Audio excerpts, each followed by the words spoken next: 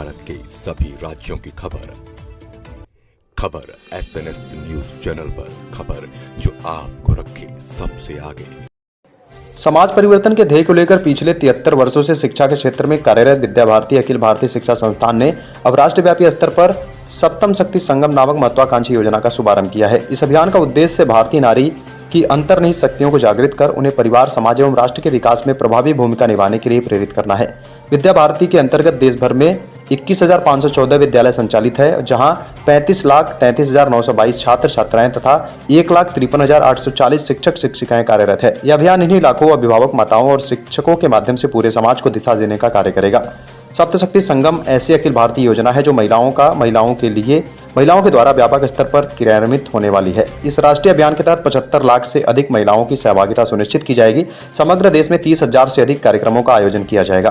50 लाख से अधिक पंच परिवर्तन के करड़ी कार्यों से युक्त हस्तपत्रक घर घर वितरित किए जाएंगे। महाकौशल प्रांत ने इस राष्ट्रीय संकल्प में अग्रणी भूमिका निभाते हुए अपने सभी विद्यालयों में 1500 कार्यक्रम आयोजित करने का लक्ष्य रखा। इस संगम का क्या उद्देश्य है, इस विषय पर हमें मार्गदर्शन जिनका प्राप्त होने वाला है। आप विद्या भारती अखिल भारतीय रेखा चूड़ासमा पूर्णकालिक कार्यकर्ता। पूरे देश में विद्या भारती के माध्यम से सप्त शक्ति संगम करके योजना बनी है। पूरे देश में 30,000 और महाकौशल प्रांत में 1500 कार्यक्रम होने वाले हैं। सरस्वती शिशु मंदिर प्रत्येक विद्यालय में कार्यक्रम होंगे। 250 से 300 की माताओं को हम बुलाएंगे। 1000 या बड़े कार्यक्रम नहीं करेंगे। और उस दृष्टि से 2 विषय पर हम प्रबोधन करेंगे, कुटुंब प्रबोधन एवं पर्यावरण हितैषी जीवन शैली। ये कार्यक्रम आज शुभारंभ हो रहा है। 5 अक्टूबर से 23 जनवरी तक पूरे देश में और महाकौशल प्रांत में कार्यक्रम आयोजित होंगे।